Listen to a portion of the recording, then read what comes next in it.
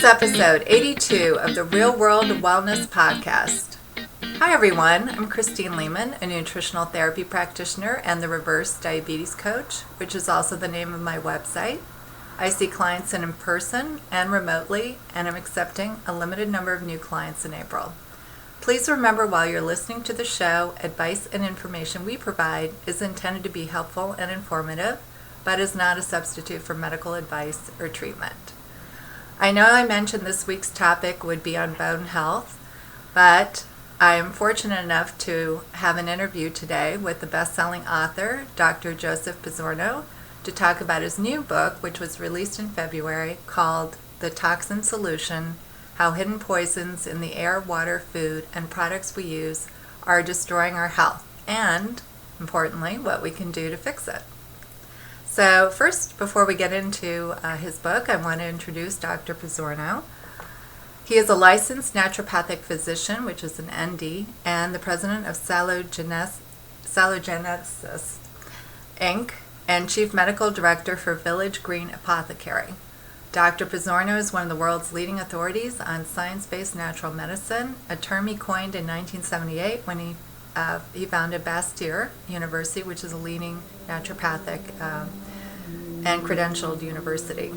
He led Bastyr to become the first fully accredited multidisciplinary university of natural medicine and the first school of its kind to receive research funding from the National Institutes of Health, which is quite an accomplishment.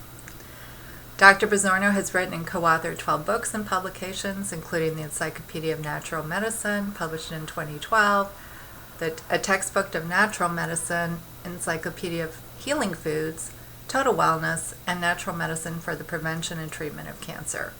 He is also the founding editor-in-chief of Integrative Medicine, a clinician's journal, and it is on the editorial boards of several alternative medicine and therapy magazines. So welcome, Dr. Pizzorno. Well, thank you. I'm delighted to be with you today.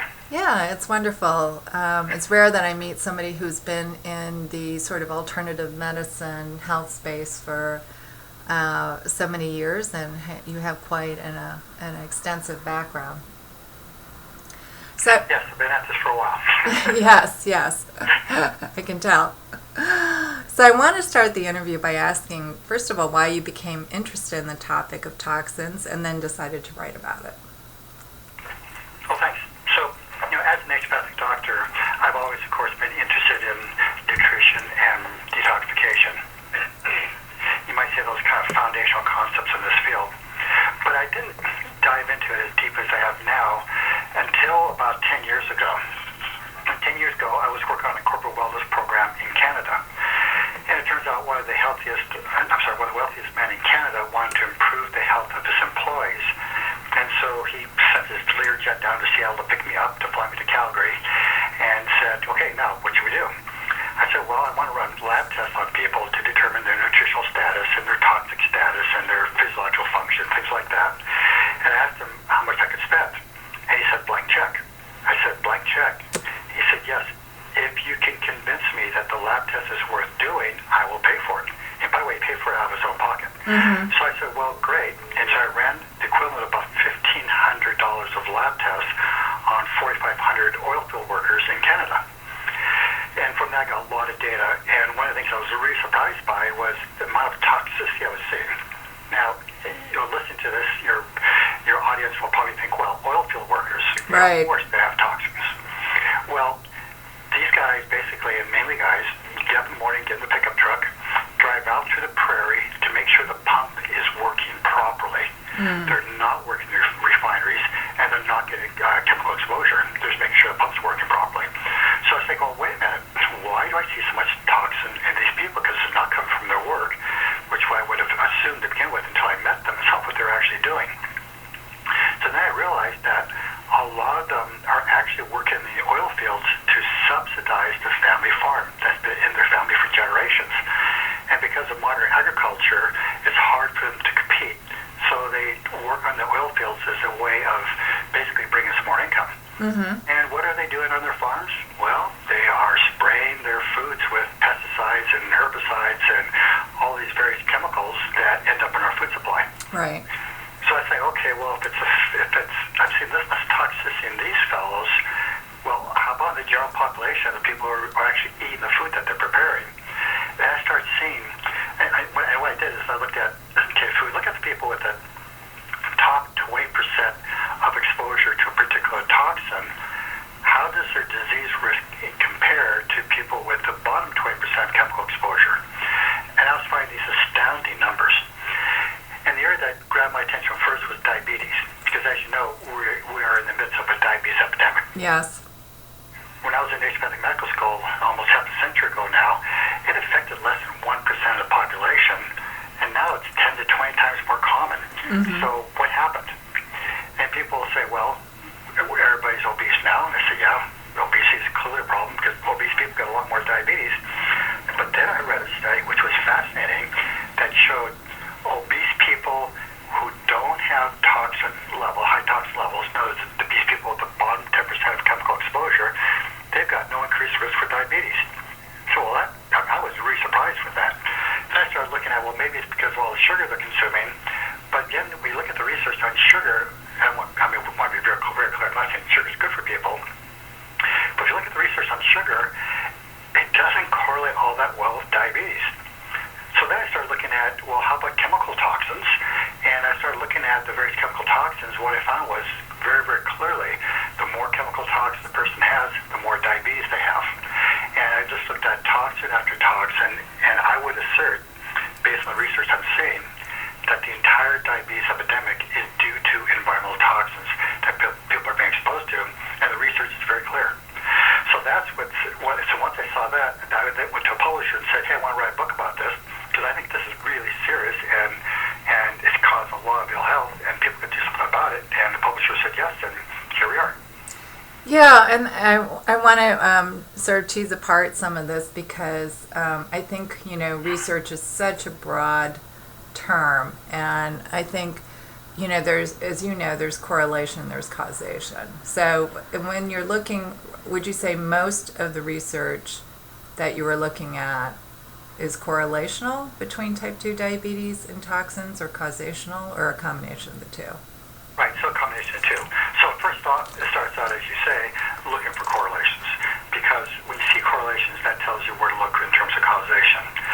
So you look for correlations, and you start looking at the research. You look first at, well, has animal research been done? And the answer is yes. You can induce diabetes in animals by exposing them to these toxins at dosages typical to what humans see. Well, actually, you have to expose them to a little higher dosages because the typical animals that are tested here are like mice and rats, and they're better at detoxifying than humans.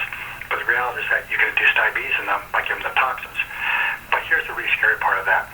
Not only can you induce diabetes in them, but you also induce epigenetic modifications so that their offspring have more risk for diabetes. So you can get a pregnant rat, give her the standard rat chow, add toxins to it, induce diabetes in her, then feed her children normal rat chow without toxins. They have increased risk for diabetes, as does her grandchildren. So now if you look at our population, we are now in the third generation of exposing our population to these chemicals that researchers are now calling diabetogens because they induce diabetes. So so those are correlational, and what correlational studies did you look at in humans? Well, so now there's a bunch of epidemiological research done. I mean, there are now a lot of studies where they simply look at people with top level exposure compared to the bottom level exposure and look at their diabetes incidence as well as a lot of other diseases, and it's very, very strong. Mm-hmm. And what do you think is the mechanism? The good news is that the mechanism have been well elucidated. The most important one is that many of these chemical toxins, phthalates being a good example, the way they induce diabetes is that they attach to the cells and they block the insulin receptor sites. So normally we get sugar into cells by insulin triggering a receptor site on the cell saying, okay, open up, let sugar in. Well, these chemical toxins block that receptor site. So now what happens is the pancreas has to overproduce insulin in order to get the sugar into the cells. And we call that, metabolic syndrome or insulin resistance. A lot of times, pre-diabetes, a lot of terms for this. So we're okay at that point, but what happens is when you overload the pancreas for a long period of time, having to produce all the extra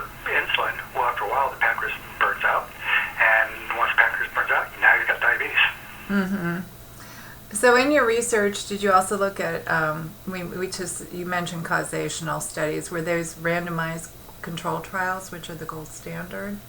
Well, the problem with randomized controlled trials is that you don't want to take half a group of human beings and give them chemicals known to induce diabetes in animals. Mm-hmm. I think ethically, that would be a problem. Things like that. Might have an IRB problem on your hands. Yeah, real challenge with IRBs. So how many, maybe you can just walk us through, this is very interesting findings. Maybe you can just walk us through the process of how you came to, maybe a little bit about, was it a literature review, what some of your criteria was, and then, what were some of the key findings across diseases? Right. So, yes. So we started with a literature review. I just basically said, okay, if this is a problem, can we find research to validate that this is indeed a problem?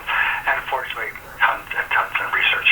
And frankly, we've got to thank a woman by the name of Ducky Lee in South Korea, because she was the first person to actually start finding these correlations and start publishing research on it. And that research has now been corroborated by other research groups as well. So we started looking at, and I'll just go through the toxins that we looked at specifically, their level of diabetes infection. So looks like phthalates are probably the worst. So you look at people consuming phthalates. I get these through health and beauty aids. They use as plasticizers, and they even have phthalates, things like the drugs people take in nutritional supplements, and it's even in chicken. Okay, you get phthalates from exposure to chickens to various chemicals, as well as the packaging materials. Okay. Then we look at things like organochlorine pesticides. So organochlorine pesticides are used widely in conventionally grown foods. And if you look at people with the top 5% level of organochlorine pesticides, which damage damage sensitive receptor sites, and compare the people with the lowest level of chemical exposure, they have a 12-fold increased risk for diabetes. We're not talking about small effects, we're talking about huge effects. Then there's bisphenol A. Everybody knows about bisphenol A being in cans and plastics and things like this. Right, BPA. Yeah, good old BPA. That causes trouble as well in animal cell studies, and now in humans we can see the same thing happening. Then we look at things like arsenic. And most people think about arsenic as a problem only because, their spouse trying to poison them, okay? Right. But in reality, 10% of the water supply that have been tested in the U.S. have arsenic levels high enough to be known to induce disease. So, for example, there was a study done in Italy. It was a great study. It was a 20-year prospective study. They followed 20,000 people, and it was in a province in Italy where they had widely varying levels of arsenic in the water. So they followed the people over a period of time, looked at the amount of arsenic in the water, looked at the amount of arsenic in the bodies, and looked at what diseases they had, and they found increases in stroke, cardiovascular disease, a number of cancers, and diabetes. So then researchers were wondering, well, why do we see more diabetes in people who have more arsenic consumption?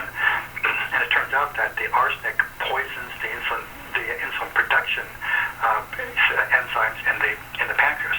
So people have high levels of arsenic, can't produce enough insulin, and that also results in them having the problems with diabetes. I can continue. Okay. Mm-hmm. Well, it's fascinating. Lots of research. Yeah. I mean, it's scary and fascinating. Yes. So these were mainly published journal-type articles that you were looking. All published in conventional journals. And so I know you hired 2 researchers as well, and so they were kind of culling through all this data. And did you have certain criteria besides being published in medical journals? So let me kind of maybe answer a little indirectly. So after finding so many diseases whose risk was dramatically increased by having high levels of toxins, I wanted to answer the question, what percent of specific crop disease is due to individual toxins? Now that's pretty challenging, but it turns out that public health has figured out how to answer that question. Because public health people were wondering, well, we know that cigarette smoking increases the risk of lung cancer. Can we then determine what percent of lung cancer is due to cigarette smoking? So they developed this formula. And what this formula does is you look at, well, what is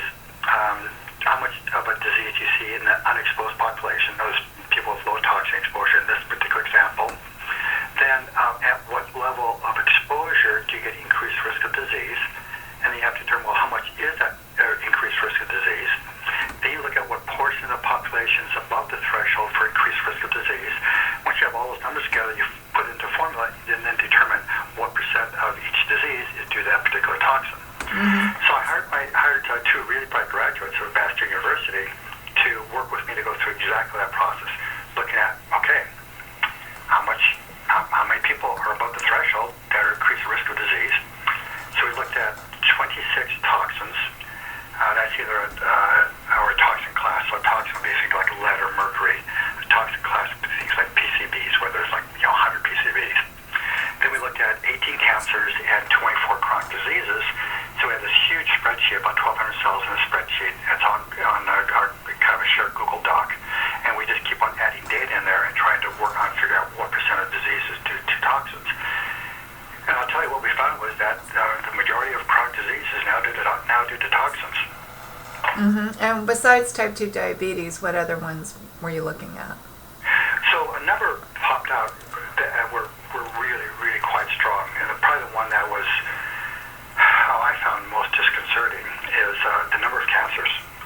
So, for example, prostate cancer, being an older man, I'm, of course, very cognizant of that potential problem.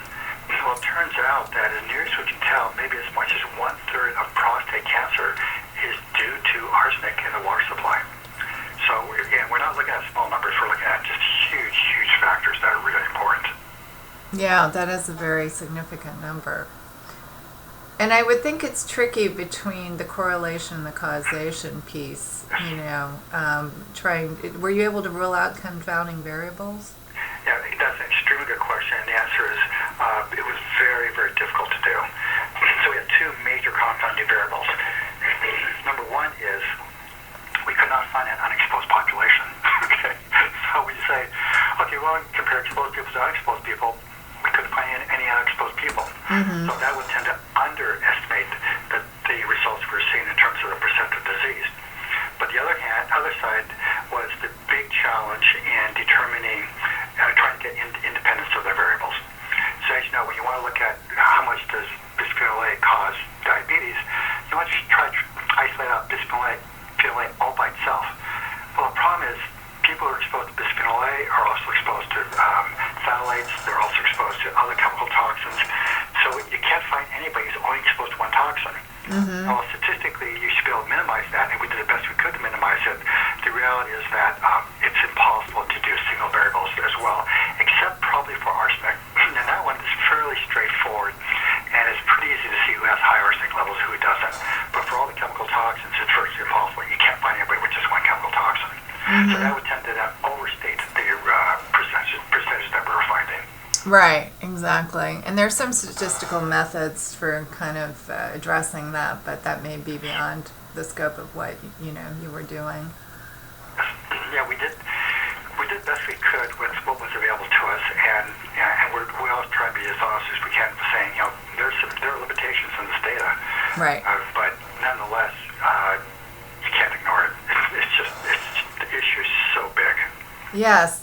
So type 2 diabetes, cancers, were autoimmune conditions also related? Yes, some very, very solid data on autoimmune disease. Now, this is one I'm going to tell you next is theoretical. It's only now being discovered, and actually two of my friends are doing this, Dr. Karazian and Risto Vajani. And they work with a laboratory, and they've been looking at the antibodies in the blood of people with autoimmune disease. Because as you know, in autoimmune disease, your immune system produces antibodies to your own body tissues. And as we develop in utero in our moms, our immune system is kind of exposed to the various proteins in our body, the enzymes and things like this, and they're identified as self, and we are careful to not produce antibodies to ourselves. But what happens to a protein or what happens to an enzyme when you add a chemical to it? Now you've changed the character and the configuration of that enzyme or that protein, and if you change it enough, it'll start looking like not self, and now you start getting increased autoimmune disease because the body says, oh, it's not self, I'll develop antibodies to it. And so while the antibodies are towards the damaged protein, well, the problem is they also tend to cross-react with normal proteins as well because it's hard to discriminate them exactly correctly. So it turns out that there's a significant correlation between the amount of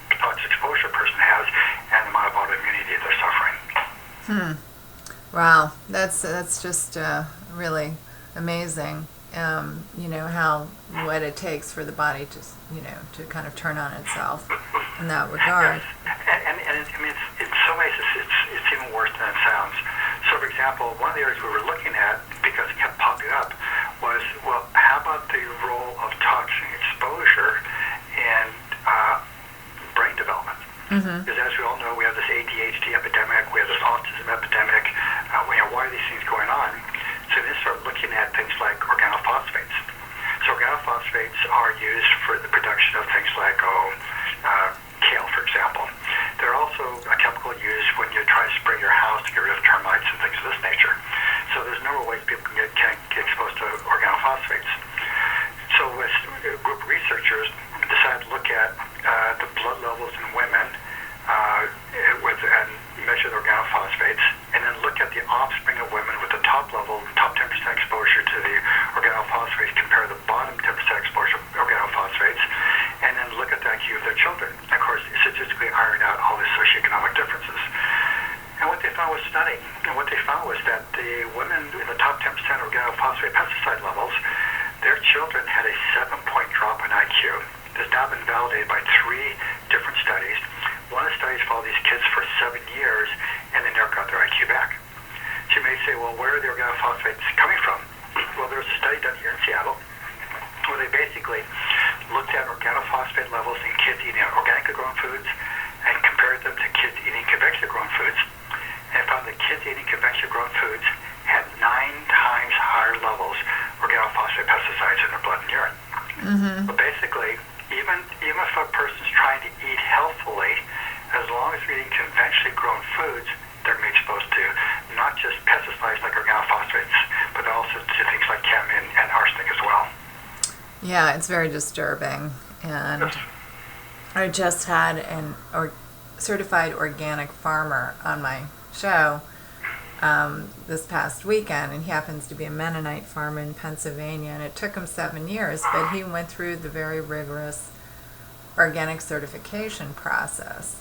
And that's exactly. I just wish more people would appreciate, farmers like him who are frankly make some sacrifices to do that, but he totally believes in it.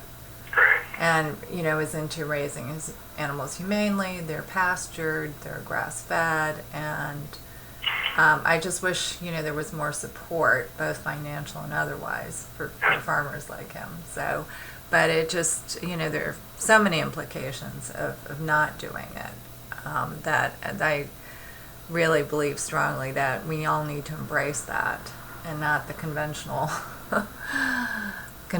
grown food. And this is one of the good reasons why not to, is because it's ruining, frankly, our health with all these chemicals and toxins. Yes. So it's a huge problem. It's a huge problem, and I think people understandably want to save money, but they have to understand these are some of the long-term implications, and it's not something, frankly, you want to mess around with. So. So people need to understand the consequences of the foods they're eating, but again, not just for themselves, but for their succeeding generations. We humans are poisoning ourselves. There's just no way around it. Right. And so going back to, just for the lay person here, in a healthy person, your liver and your kidneys and your gut are all play a role in processing and eliminating toxin. But you use the word overload, and we've talked about the top, I believe, 10% or, people. So where is the tipping point? When does somebody get overloaded with toxins? Excellent question. So, we have huge genetic variation in how well our bodies detoxify. So you look at some of the key enzymes in the liver, what are called the phase 1 and phase 2 detoxification enzymes. There's 1,000-fold variation in how well those work. So one person might be able to smoke cigarettes, for example, their whole life, and no increased risk of cancer. But somebody else may just live with a smoker and have so much trouble getting rid of the carcinogens in cigarette smoke that they get the lung cancer. But it's not only the ability to detoxify, it's also the ability to protect. So, for example, as you know, there's a molecule in our cells, in our mitochondria, called glutathione. And the glutathione plays an incredible role in protecting our cells from oxidative stress, and one of the key mechanisms by which these toxins damage us is through oxidative stress. Mm-hmm. And the glutathione plays a key role in getting the chemicals out of the body.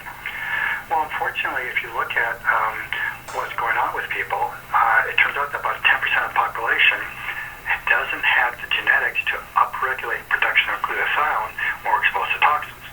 So normally our bodies will say, okay, we're exposed to a toxin, well, let's produce more glutathione to try to mitigate the effects of the toxin.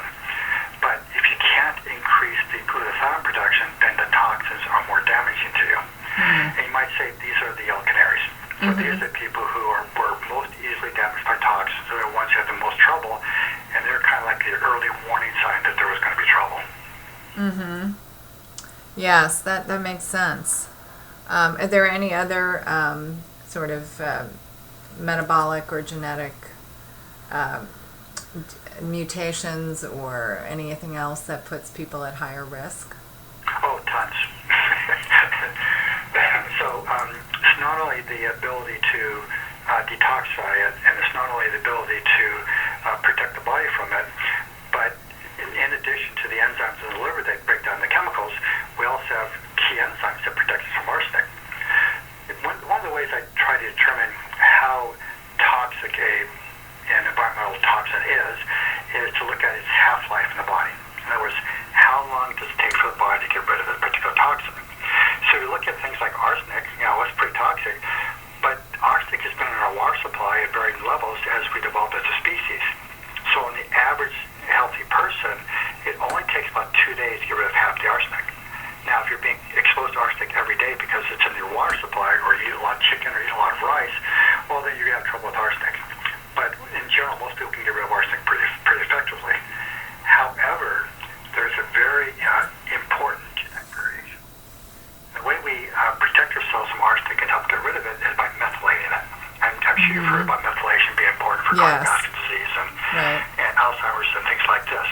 So methylation not only is important for getting rid of homocysteine, but it also binds to arsenic to make it less toxic. However, it's a two-stage process.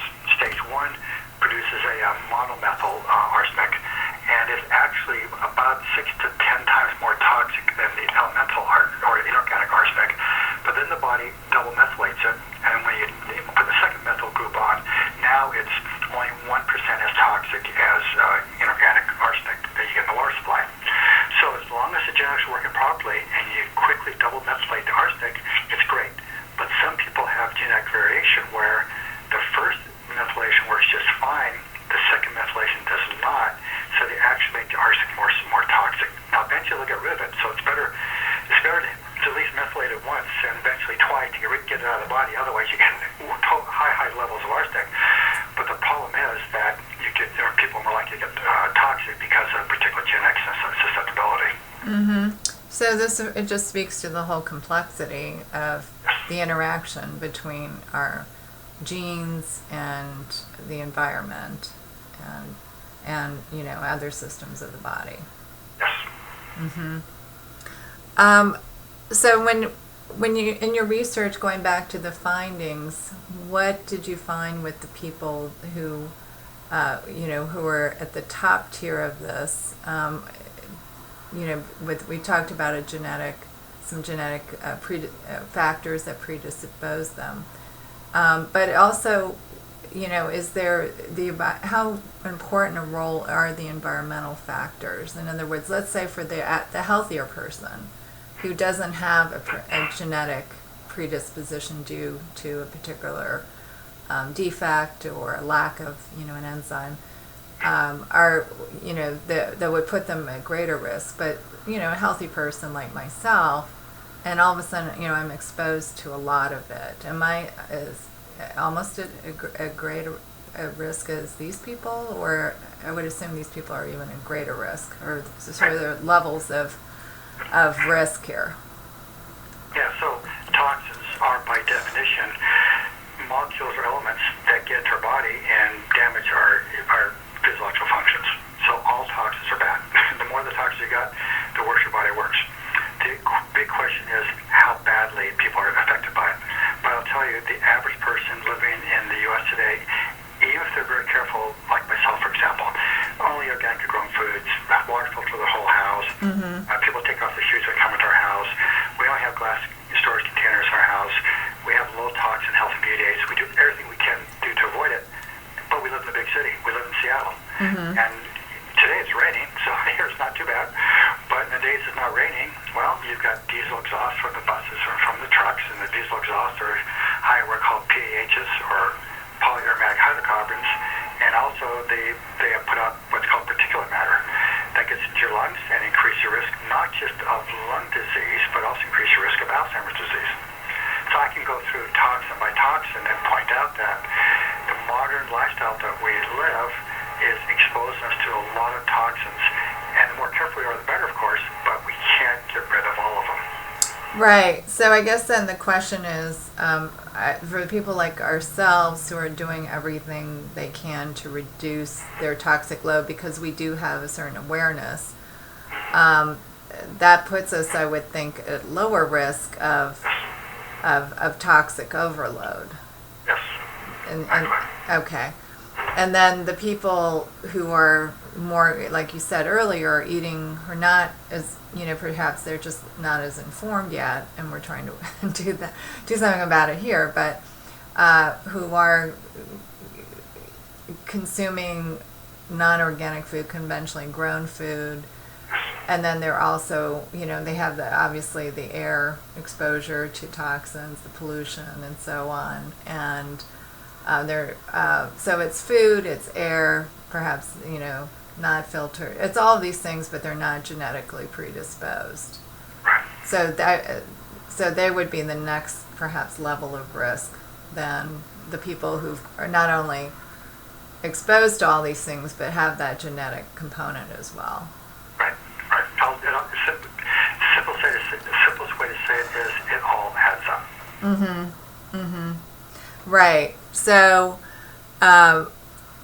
why don't you go ahead then? Because I know you've taken a broad brush view approach here to, which is remarkable, to looking at the toxins in the air and the water and the food and the household products. Because I noticed you cover all this in your book. Yes.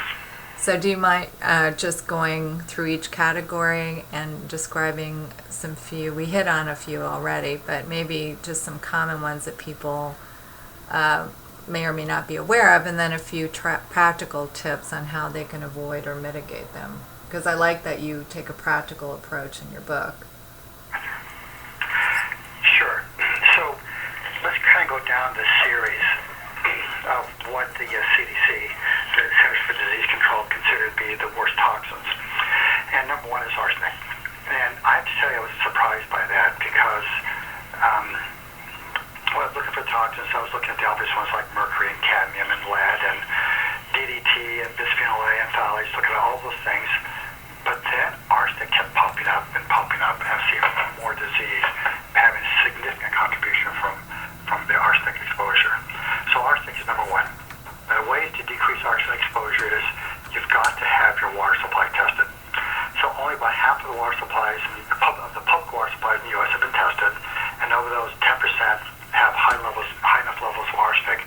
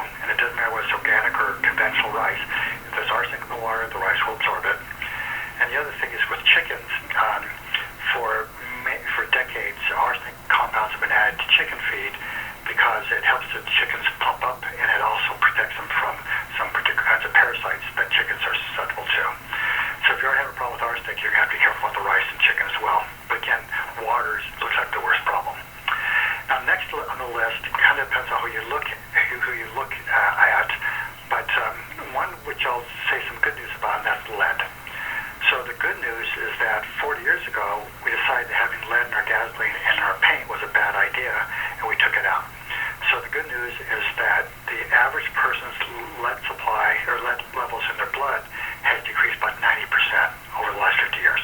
So that's really good news. The bad news is that if you're in the 50 to 60-year-old range or even older, you were exposed to a lot of lead when you were growing up. And unfortunately, that lead deposited in your bones. So if you're losing bone, and it happens to both men and women when they get around perimenopausal or periandropausal time of life, that starts coming out.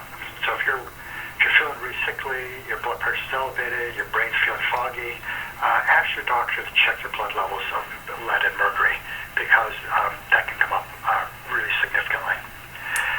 Now, the next one that's a big problem is cadmium.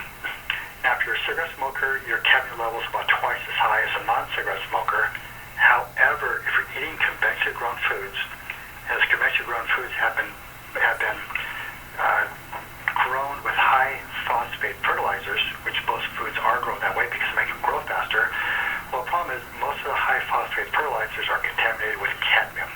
So that cadmium goes right into the food, particularly if the soil is deficient in the trace mineral zinc. So how do you protect yourself from that? You have to eat organically grown foods. There's just no way around it. As long as you eat conventionally grown foods, you're going to be exposed to cadmium as well as so many of these synthetic fertilizers. The next big one I'd be concerned about are the phthalates. So phthalates are intentionally put into health and beauty aids because the phthalates help solubilize and stabilize the fragrances. So when you put these lotions or potions on your skin, you're putting phthalates into your body and you're blocking some receptor sites. The good news is that there are apps, and there's one that I use called Think Dirty. So you put this app on your phone, it's a free app, and you just take a little picture of the barcode on the side of the health and beauty aid, and it'll tell you how much toxins are in that bottle. So then you want to go through and find and only use those health and beauty aids that are low in these toxins. But it's not just the health and beauty aids. So for example, you get phthalates in shower curtains. So every time you take a hot shower and the hot water hits the shower curtain, it's going to release some phthalates and get into your body.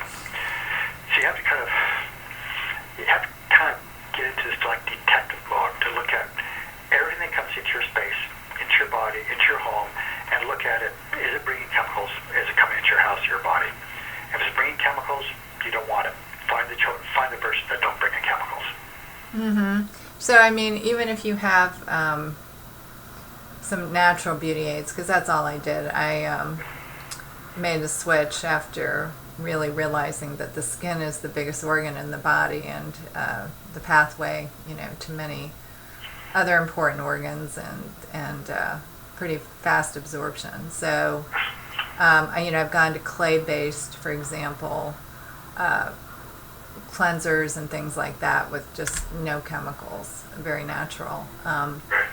But, even natural sounding things, the marketers are so clever. They can have a lot of natural ingredients and still have a few chemicals like SLS and things in there.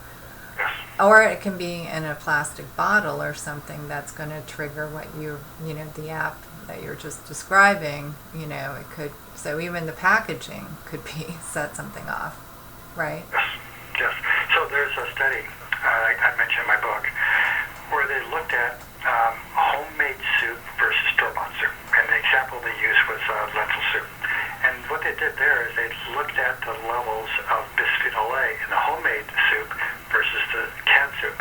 And they found that people who consume one 8-ounce serving a day of soup over a 1-week period of time would increase their bisphenol A levels in their body by a factor of 12. And it got to such high levels that it was 3 times level known to double the risk of diabetes. That's just from eating canned soup versus homemade soup. So there's so many examples where this is really significant and needs to be addressed. Mm-hmm. And so I think that you're raising an important point that, of course, cooking like your own chicken broth is great. It's good nutritionally and so on. But use, mason jars, right? Exactly. So one of the things my wife and I did was that we went through our house and we threw out all of our plastic containers, including containers that had plastic lids, and replaced our every container in our house with glass and with glass lids. Mm-hmm. You might say, well,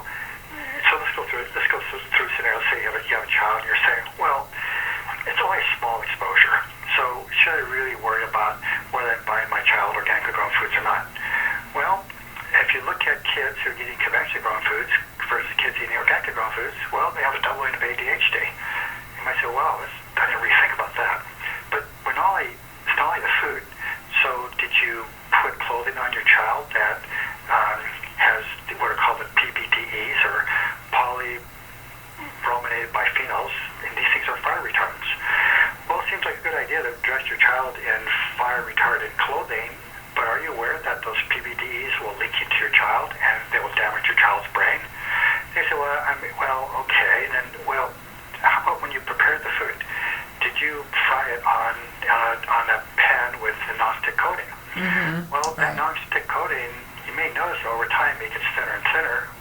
Where do you think the nonstick coating is going? It's going into the food. Okay, fine. Now you're sending your child to school with a bottle of orange juice in plastic. Mm-hmm. Well, that orange juice now contains bisphenol A. So you start looking at everything. And what we're doing is we're putting all these chemicals into the children, and we're putting these chemicals into adults, and we're seeing all this disease. I remember when I was in naturopathic medical school, almost half a century ago, we didn't have ADHD. Nobody knew about that. We didn't have non-alcoholic fatty liver disease. That just wasn't present.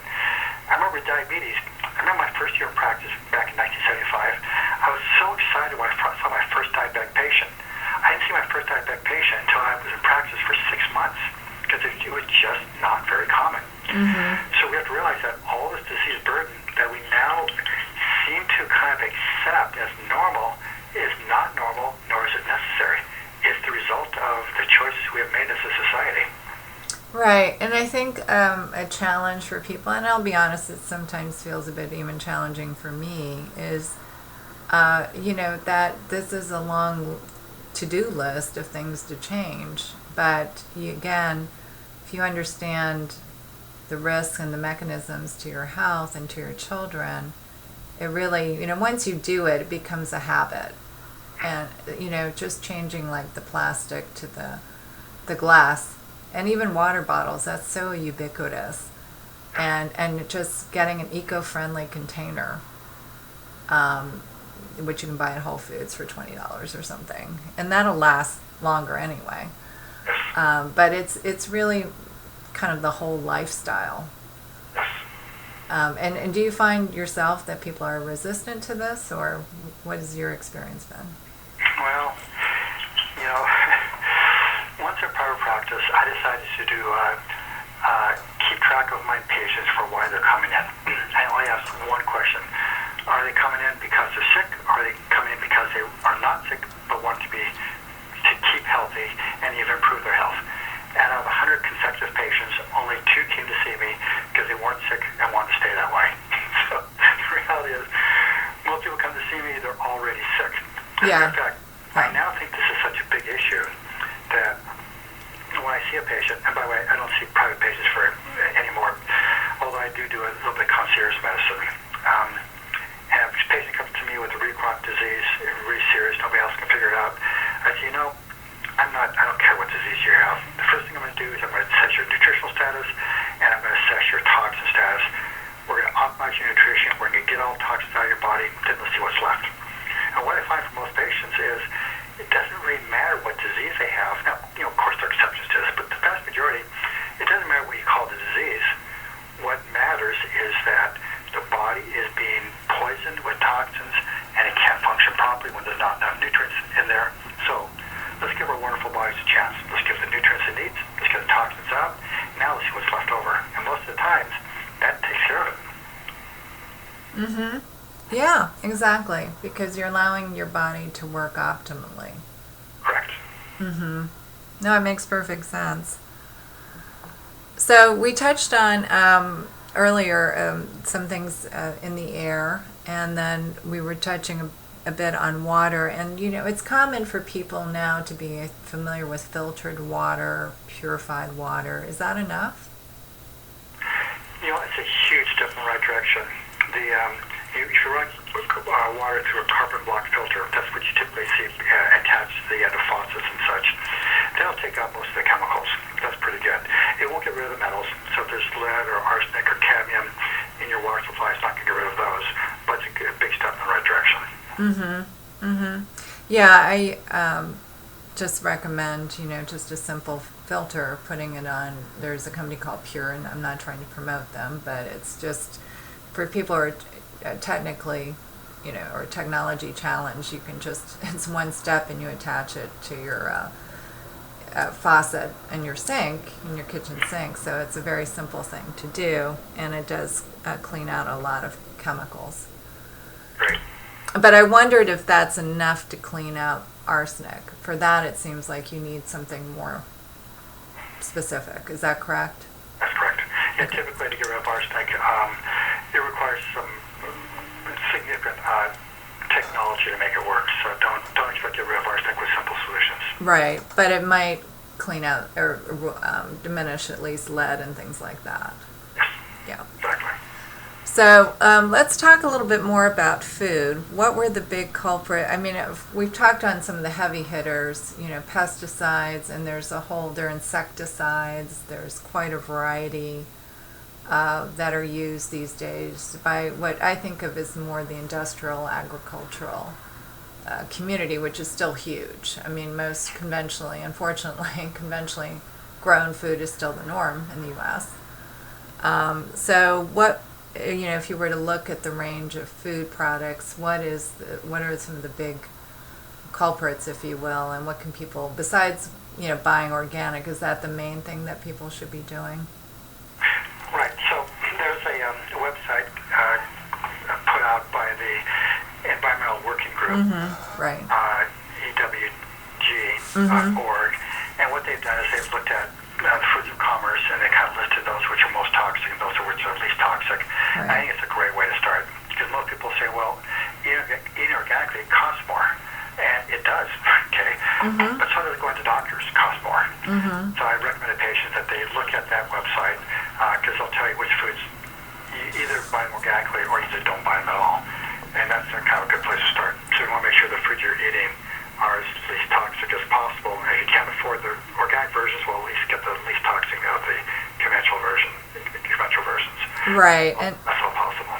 exactly. They tend to rank, they have a sort of a pecking order of the top 15 Right. that they do every year. And yeah, it's a great resource. I'll include that as well. As far as household products, what about cleaners and things like that? Well, I know, once again, it's a more difficult solution, but in my family, my wife makes up her own clean solutions. She gets basically a cup of white vinegar, and then she adds to it 2 cups of water, and then puts in a few drops of lavender oil or whatever scented oils catch your fancy at the time. And that's what we use for health and beauty. That's what we use for clean agents in our home. In other words, we use some very, very low toxicity clean agents. Exactly. And that works well on wooden floors, the vinegar as well. And It works pretty well. yeah. No, that's a great solution. And then as far as are there any for shampoos and things like that? Again, I think there's even, I don't know if you're familiar with this company, it's called the Dirt. There are a lot of products in the sort of the more paleo world that are have the word dirt in them. There's even something related to shampoo. I wanted to say the Dirt Cure, but that's not quite right. But it's along those lines, and it's actually quite good and effective. So I've gone to those kind of organic hair products myself.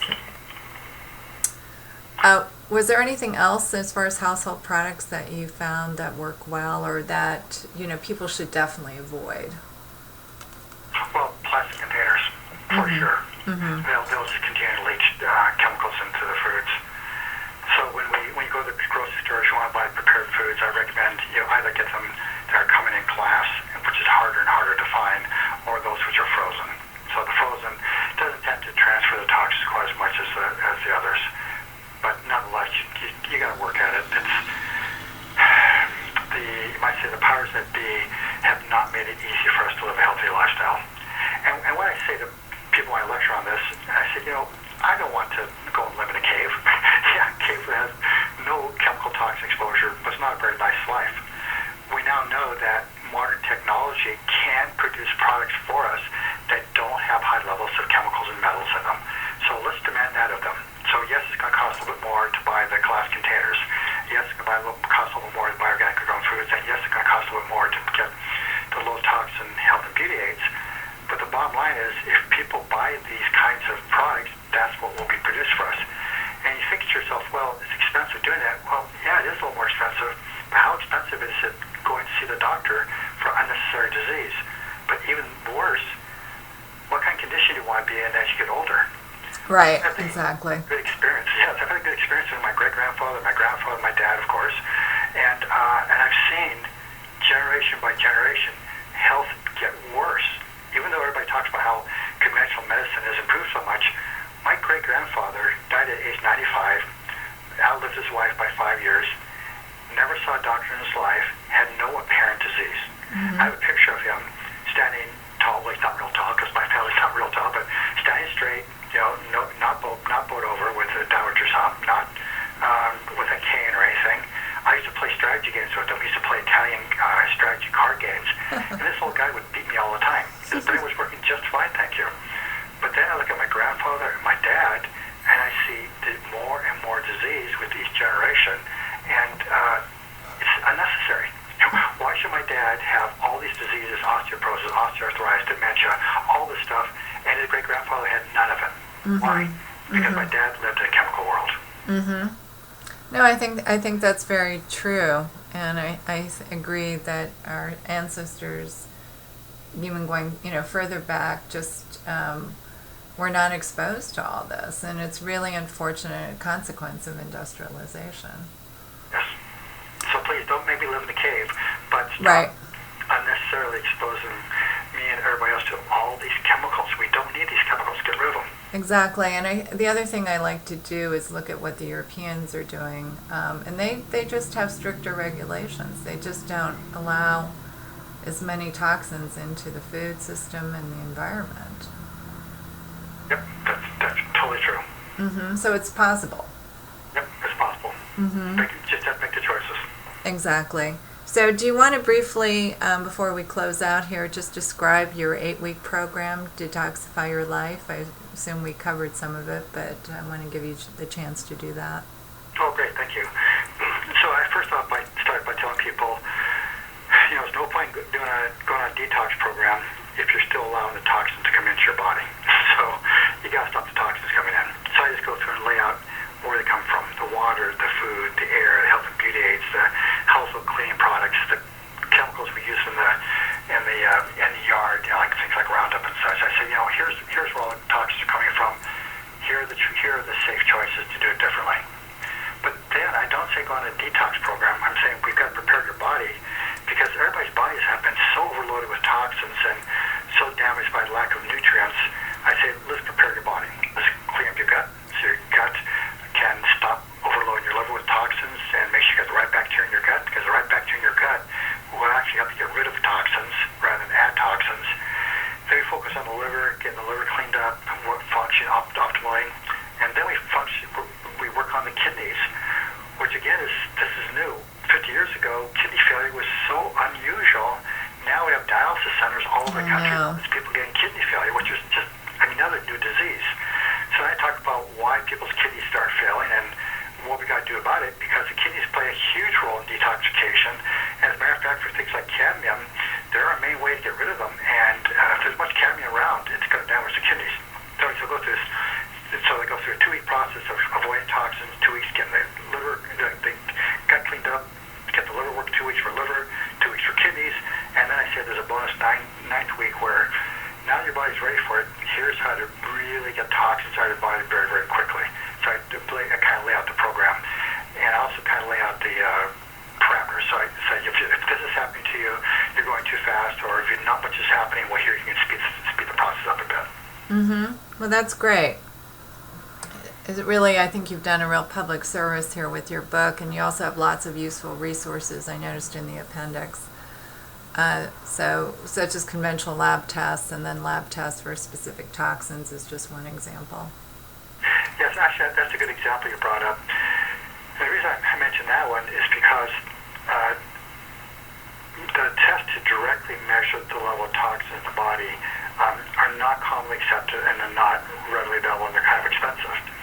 But something I noticed as I was looking at a lot of research, and that is many conventional lab tests that are easily available from a person's doctor, it turns out that many of the conventional lab tests have changed over the years because of the damage done to the body's physiologically, as well as the body's physiological adaptations to the toxins.